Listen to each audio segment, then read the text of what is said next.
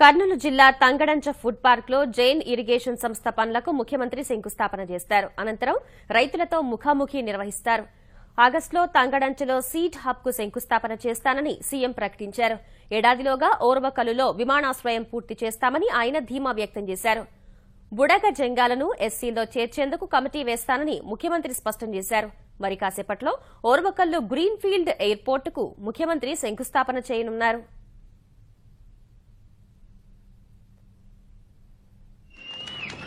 మీరు ఒకసారి ఆలోచించుకుంటే మీకు నీళ్లు ఎక్కడి నుంచి వస్తున్నాయి? పట్టసీమ ద్వారా కృష్ణాకు వచ్చాయి. కృష్ణా ద్వారా అక్కడ వాడే నీళ్లు ఇక్కడ శ్రీశైలంలో పెట్టుకున్నాం. ఆ నీళ్లు మీకు పంపిస్తున్నాం.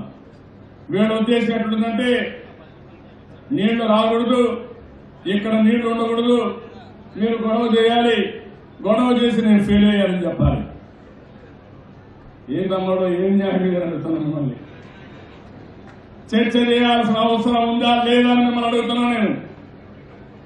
అందుకే నేను చెప్తున్నా, మళ్లీ వస్తా, ఇక్కడ ఇంకా చాలాసార్లు వస్తా, అభివృద్ధిని పర్యవేక్షిస్తా, మొత్తం ప్రపంచాన్ని ఈ ప్రాంతానికి తీసుకొస్తా, పెద్ద ఎత్తున ఇండస్ట్రీస్ పెట్టిస్తా ఈ ప్రాంతం. అందుకే చెప్తా, ఓర్వకల్లు కూడా ఎయిర్పోర్టు సంవత్సరం తిరగ మునిపి మళ్ళా నేనే వచ్చి ప్రారంభోత్సవం కూడా చేస్తా. ఇక్కడే మీరు చూస్తే రేపే మళ్లీ వచ్చి జిల్లాలో ఇరిగేషన్ ప్రాజెక్ట్స్ అన్ని ప్రారంభం చేస్తా. Kadapa national highway road, Kurnool Kadapa నేరుగా కిందికి పోతే చిత్తూరు వరకు ఆ రోడ్డు వెళ్తుంది. ఇంకో పక్కన మీరు ఒకసారి చూస్తే ఏదైతే ఈరోజు అమరావతి నుంచి ఎక్స్ప్రెస్ వే నేరుగా అమరావతి టు అనంతపూర్ ఒక దారి కర్నూలుకి, ఇంకొక దారి కడప కూడా చేసేపోయే ప్రాజెక్ట్ కి శ్రీకారం చుడుతున్నాం. ఇంకో పక్క బెంగళూరు హైదరాబాద్ కూడా నేషనల్ హైవే ఉంది. ఇవన్నీ కానీ బాగా రోడ్ల వ్యవస్థ పెంచుకుని రైల్వే వ్యవస్థ పటిష్టంగా చేసుకుంటే చాలా వరకు ముందుకు పోయే పరిస్థితి వస్తుంది. ఇంకో పక్క మీరు ఒకసారి చూస్తే చాలా వరకు సిమెంట్ ఫ్యాక్టరీస్ ఎక్కువ వచ్చే అవకాశం ఉంది. సిమెంట్ ఫ్యాక్టరీ ఇక్కడ ప్రిజం గాని, రామ్కో గాని, అల్ట్రాటెక్ గాని, జ్యోతిరాజ్ గాని ఇలాంటివన్నీ కూడా మీరు చూసినప్పుడు దగ్గర దగ్గర 7,600 కోట్ల రూపాయలతో 4 కంపెనీలు వస్తున్నాయి. 5,000 మంది ఉద్యోగాలు వస్తాయి. ఇది కాకుండా ఇంకా నేను కొలిమిగుండ ఆ ప్రాంతాలతో కూడా ఇండస్ట్రీస్ రావడానికి ప్రయత్నం చేస్తున్నాం. ఒకప్పుడు నీళ్లు లేవు, చాలా మంది అడిగారు.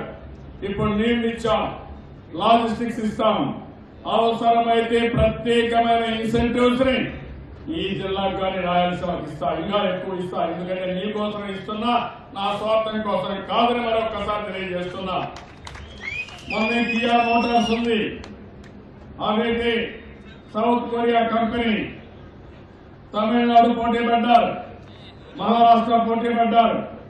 కానీ మనం తీసుకున్న నిర్ణయాల వల్ల 12,000 కోట్ల రూపాయలు పెట్టుబడి పెట్టడానికి, దానికి కావాల్సిన అనుబంధ పరిశ్రమలు పెట్టడానికి ముందుకు వచ్చారు. అనంతపూర్లో పెట్టారు. దానికి కూడా నేను ఇన్సెంటివ్స్ ఇచ్చాను. అనంతపూర్కి బ్యాక్వర్డ్ ఏరియాకి ప్రత్యేకమైన ఇన్సెంటివ్స్ ఇచ్చి కియా మోటార్ ని అనంతపురం తీసుకొచ్చామంటే అది నా పట్టుదలకు మారుపేరని చెప్పాను. అక్కడ మా ఇంట్లో వాళ్ళు ఉద్యోగాలు చేయరు.